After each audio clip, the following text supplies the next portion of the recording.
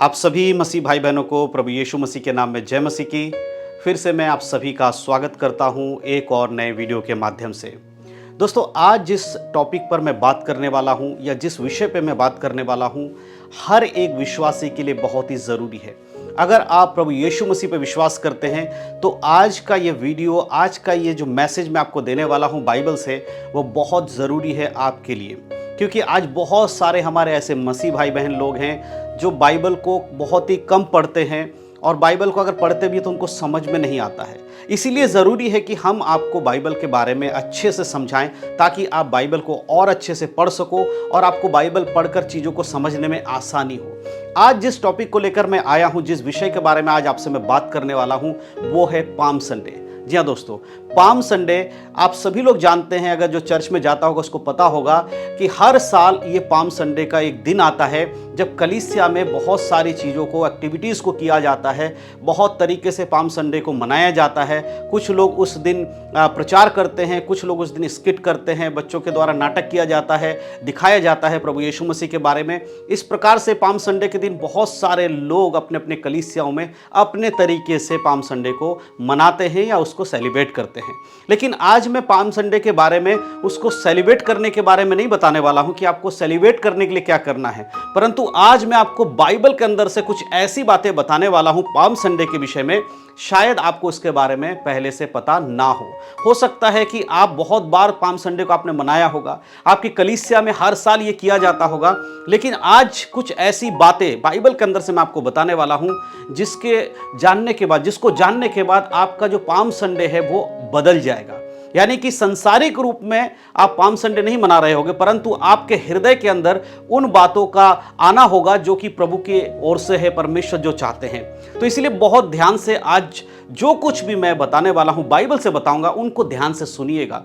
और हर व्यक्ति को जो पाम संडे मनाता है उसके लिए ये वीडियो खास है, बहुत ही ज़्यादा ज़रूरी है। सबसे पहले मैं एक बात आपको बता देना चाहता हूँ।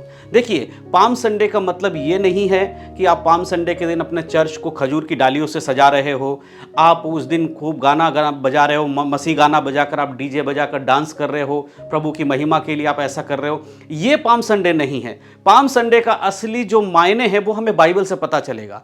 आज बहुत सारे लोग चर्च में बहुत हुल्लड़ मचाते हैं, कूदते हैं, चिल्लाते हैं, गाते हैं, लेकिन सही मायने में जो पाम संडे, उसके बारे में बहुत कम लोगों को पता है। तो आज आपको ये पता चलना चाहिए और मैं आपको ये बताऊंगा बाइबल से। सबसे पहले मैं बाइबल के कुछ वचन आपके लिए पढ़ूंगा, ध्यान से सुनिएगा।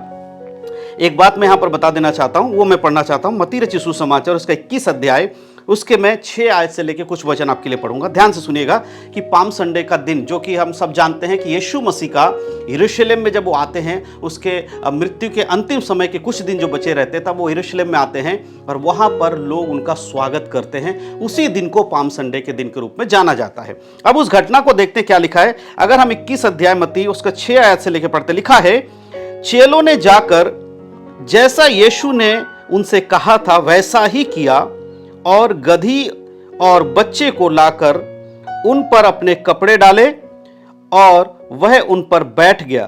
तब बहुत से लोगों ने अपने कपड़े मार्ग में बिछाए और अन्य लोगों ने पेड़ों से डालियां काटकर मार्ग में बिछाई। मेरे प्रियो, ये जो वचन हमने यहां से पढ़ा, ये हमें दिखाते किस प्रकार से जब यीशु मसीह यरूशलेम में प्रवेश करने वाले थे तो यीशु मसीह ने अपने चेलों को आज्ञा दिया कि गांव में जाओगे, नगर में जाओगे, तुम्हें गधी बंधी हुई मिलेगी और उसका बच्चा ही मिलेगा, उसको खोलकर मेरे पास लाओ। और यीशु मसीह के चेलों ने वैसा ही किया। जाकर यीशु मसीह के वचन के अनुसार उन्हें गधी का बच्चा मिला, वो लेकर आए। और जब वो लेकर आए तो हुआ क्या कि उस गधी के बच्चे के ऊपर कपड़े को बिछाया गया, उसके पैरों के नीचे खजूर की डालियों को डाला गया। मैं कहना क्या चाहता हूं, बाइबल से क्या बताना चाहता हूं, वो आप समझिए। एक गधे का काम क्या होता है। आज अगर संसारिक रूप में आप देखेंगे, गधे का काम है वजन उठाना, या मालिक जो उससे काम कर रहा था वही काम करना। वो बोझा ही उठाता है और कोई काम नहीं कर रहा है। और यीशु मसीह ने गधे के बच्चे को जब बुलाया, गधे के बच्चे को लेकर आया गया, तब उसके संग क्या किया? क्या उसे बोझा उठाने के लिए इस्तेमाल किया गया? नहीं, परंतु उसके ऊपर क्या किया गया? सबसे पहले उसके ऊपर कपड़ा बिछाया गया, उसके ऊपर यीशु मसीह को बिठाया गया, यीशु मसीह उसके ऊपर बैठे। और जब यीशु मसीह उसके ऊपर बैठे तो हुआ क्या? उसके बाद ये उस गधे के पैरों के नीचे मखमल के कपड़े बिछाए गए, खजूर की डालियों को काट के बिछाया गया। यानी जिस गधे का कोई वैल्यू नहीं था, जिसे सिर्फ और सिर्फ काम के यूज में या मेहनत कराने के लिए यूज किया जाता था, उस गधे का जीवन बदला। क्यों? क्योंकि यीशु मसीह उस गधे के ऊपर आकर बैठे। उसी प्रकार से हम और आप जब यीशु मसीह पर विश्वास करते हैं तो हमारे जीवन में यीशु मसीह आते हैं, और यीशु मसीह के आने के कारण हमें एक नया जीवन मिलता है। और जब हमें नया जीवन मिलता है तो हम अब संसार के लोग नहीं होते, हम संसार से अलग किए जाते हैं। पहले हम संसार में थे, संसारिक बातों में मन लगाते थे, लेकिन यीशु मसीह के आने के बाद हमारा जीवन बदल गया। हमारे सामने परमेश्वर ने उस मार्ग को खोल दिया, हमें स्वर्ग जाने के योग्य बना दिया। यह है पाम संडे की असली बात जो हमें समझना है। सिर्फ चर्च में खुशी मनाना, चर्च में जाकर दो चार लोगों से मिल लेना ही नहीं है, परंतु हमें यह लोगों तक पहुंचाना होगा कि यीशु मसीह जो पाम संडे हम मनाते उसका असली मतलब क्या है, पाम संडे का बाइबल से क्या रिलेशन है, पाम संडे का मतलब बाइबल में क्या दिया गया है, इसको जानना बहुत जरूरी है। आज बहुत सारे लोग पाम संडे मना रहे चर्च में, बहुत सारे कलीसिया के लोगों ने अलग अलग तरीके से उसको सेलिब्रेट करते हैं, लेकिन मेरे प्रियो, क्या आप जानते हैं पाम संडे के दिन आखिर क्या हुआ था? इन बातों को जानना बहुत जरूरी है। सिर्फ ये एक त्योहार के रूप में नहीं मनाना है। पाम संडे का मतलब ये नहीं है कि आप हर साल एक त्योहार मना रहे, नहीं मेरे प्रियो। त्योहार मनाने के विषय में बाइबल में कहीं पर भी नहीं कहा गया। आज जिस तरह से पाम संडे मनाया जाता है, पूरे बाइबल में कहीं पर भी इस तरह से पाम संडे मनाने के विषय में नहीं कहा गया है, और ना ही यीशु मसीह के चेलों ने कभी ऐसा किया है। क्या हम लोग यीशु मसीह के चेले थे? नहीं थे। जो यीशु मसीह के चेले थे, पतरस, यूहन्ना, जो उसके साथ हुआ करते थे ना, उन लोगों ने कभी ऐसा नहीं किया। तो हम क्यों कर रहे हैं? क्योंकि हम संसार के लोगों की तरह बनते चले जाए। आज कलीसिया, हम जब शब्द का इस्तेमाल कर रहा हूं तो मैं अपने लिए नहीं कर रहा हूं, मैं उन लोगों के लिए कर रहा हूं जो इस चीज को कर रहे हैं। तो आज कलीसिया में ऐसा क्यों हो रहा है? क्योंकि लोग संसार को देखकर अपने जीवन में संसारिक बातों को ला रहे हैं और बाइबल से उसको मिलाने की कोशिश कर रहे हैं। मेरे प्रियो, अगर आप पूरे साल में कभी भी पाम संडे नहीं मनाते हैं, लेकिन जो वचन आज पढ़ा, इस वचन के अनुसार अपने जीवन को चलाते हैं और यह विश्वास करते हैं कि यीशु मसीह आपके जीवन में आने के कारण आपकी परिस्थितियां बदल गई, आपका जो चाल चलन बदल गया, आपका स्वर्ग जाने का मार्ग खुल गया, तो फिर सही मायने में पाम संडे आप समझ पा रहे हैं। लेकिन अगर आप चर्च में जाकर खजूर की डालियां लेकर सजा रहे हैं, चर्च को बहुत अच्छा बना रहे हैं, कई बार तो ऐसा देखा गया कि लोग अपने पास्टर के पैरों के नीचे खजूर की डालियों को डालते हैं। ये सब करने के बाद भी अगर आप बाइबल के वचन के अनुसार नहीं चलते तो आपका सारा मेहनत, सारा त्योहार मनाना, सारा पाम संडे मनाना किसी काम का नहीं, वो सब बेकार हो जाएगा। इन बातों को समझना होगा। और सिर्फ यीशु मसीह पाम संडे के दिन यरूशलेम में प्रवेश ही नहीं करते, उसके बाद कुछ और घटनाएं हुई जिनको भी जानना हमारे लिए बहुत जरूरी है। एक और वचन मैं आपके लिए पढ़ूंगा, ध्यान से सुनिएगा, यह आपके जीवन बदलने वाला वचन है। आपको इन वचनों को समझना चाहिए और दूसरों को भी समझाना चाहिए। दूसरा वचन हम मत्ती से ही पढ़ेंगे, उसका 21 अध्याय के 12 आयत में लिखा है, यीशु ने परमेश्वर के मंदिर में जाकर उन सबको जो मंदिर में लेन देन कर रहे थे निकाल दिया और सराफों के पीढ़े और कबूतर बेचने वालों की चौकियां उलट दी। और वहां पर क्या लिखा है? आगे लिखा 13 में, और उनसे कहा, लिखा है मेरा घर प्रार्थना का घर कहलाएगा, परंतु तुम उसे डाकुओं का खो बनाते हो। हालेलुया। यहां पर प्रभु यीशु मसीह एक और काम कर रहे हैं पाम संडे के दिन। देखिए क्या कर रहे हैं वो सीधे यरूशलेम मंदिर में जाते हैं।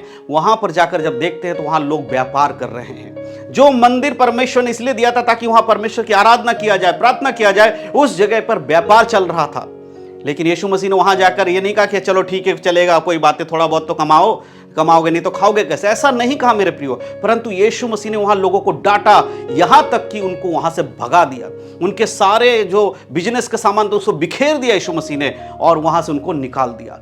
आज कलीसिया में भी यही हो रहा है। कलीसिया के अंदर बिजनेस हो रहा है। कलीसिया में भीड़ इसलिए इकट्ठा किया जा रहा है ताकि लोग वहां पर ज्यादा आए, और ज्यादा से ज्यादा लोग आएंगे तो ज्यादा उसका महिमा होगा। कलीसिया के लोग और भी बहुत चीजें उन पे मिलेंगी। ये सब चीज आप समझने वाली बात है, आप समझ सकते हैं। आज ये सब हो रहा है कलीसिया के अंदर। जिस भवन को परमेश्वर ने बनाया, जो आपका शरीर है, ये कौन है? ये परमेश्वर का मंदिर है। आज इस परमेश्वर के मंदिर के अंदर आप बिजनेस कर रहे हो, इस परमेश्वर के मंदिर को संसारिक बातों में अगर आप मिला रहे हो तो प्रभु कहता है मैं इसे ग्रहण नहीं करूंगा। तो आपका पाम संडे मनाना जरूरी है या वचन के अनुसार जीवन जीना जरूरी है? आज आपको यह समझना होगा मेरे प्रियो। इन वचनों के द्वारा मैं आपको यही बताना चाहता हूं कि पाम संडे का सही मतलब यही है कि हम यीशु की उस महिमा को समझें, हम यीशु मसीह की उस दया को समझें और परमेश्वर के उस अनुग्रह को समझें जो परमेश्वर ने हमें दिया। यानी एक ऐसे परिस्थिति में जब हम बोझा ढोने वाले थे, उसके बाद भी प्रभु हमारे जीवन में आते, हमारा जीवन परिवर्तन हो जाता है और जो शरीर हमने संसारिक बातों के लिए लगाया था,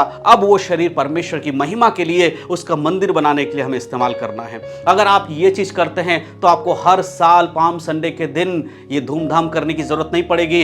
आप परमेश्वर के वचन में अगर आप चलेंगे तो अगर आप पाम संडे को नहीं भी मनाएंगे तो भी आप स्वर्ग जाएंगे। मेरे प्रियो, मैं यहाँ क्या बताना चाहता हूँ, ये पाम संडे के समय में जब आता है, या पाम संडे हो, गुड फ्राइडे हो, ईस्टर हो, लोग इतना ज़्यादा इस त्यौहार को मनाने में लग जाते हैं। इसका 1% भी अगर वो अपने आत्मिक जीवन को सुधारने में लगाए, 1% भी अगर वो सही मायने बाइबल के अनुसार चलने में लगाए, तो मेरे प्रियो आप स्वर्ग में ज़रूर जा पाएंगे। इसीलिए मेरे प्रियो, आज इस वीडियो के माध्यम से, संदेश के माध्यम से मैं आपको बताना चाहता हूँ कि संसार के सदृश ना बनो, परंतु परमेश्वर के वचन को अपने जीवन में लागू करो, उसे ग्रहण करो और उस वचन के अनुसार अगर आप जीवन जियोगे तो एक दिन जब यीशु मसीह आएंगे आपको लेने, तब आप उसके संग जा पाएंगे। तो मैं विश्वास करता हूं कि आप समझ पाए हैं कि जो पाम संडे है वो खजूर की डालियां लेकर चर्च में लगाने वाले मात्र नहीं है, परंतु हमारे जीवन को सुधारना, हमारे जीवन में यीशु मसीह के वचन को लागू करना, वो सही मायने में पाम संडे होगा। तो मैं विश्वास करता हूं कि इस मैसेज के द्वारा जो बात मैं आपको बताना चाहता था, जो परमेश्वर के शब्द आप तक पहुंचाना चाहता था, वो आप पहुंच चुका है और आप समझ पाए हैं। अगर आपको समझ में आया है तो इस वीडियो को दूसरों को भी शेयर करें, ताकि उन लोगों को भी समझ में आए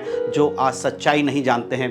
बस एक ने किया तो वो भी कर रहे हैं, दूसरा कर रहा है तो तीसरा कर रहा है। इस तरह से एक ट्रेडिशनल वे पे चला जा रहा है। धीरे धीरे palm Sunday, good Friday, Easter एक त्यौहार बनता चला गया है और आज त्यौहार के रूप में ही मनाया जा रहा है। ये सब चीजें बाइबल आधारित नहीं है, परंतु आत्मिक जीवन जीना बाइबल आधारित है। परमेश्वर सब बातों के द्वारा आप सबको आशीष दे। यीशु मसीह के नाम में सबको जय मसीह की। God bless you.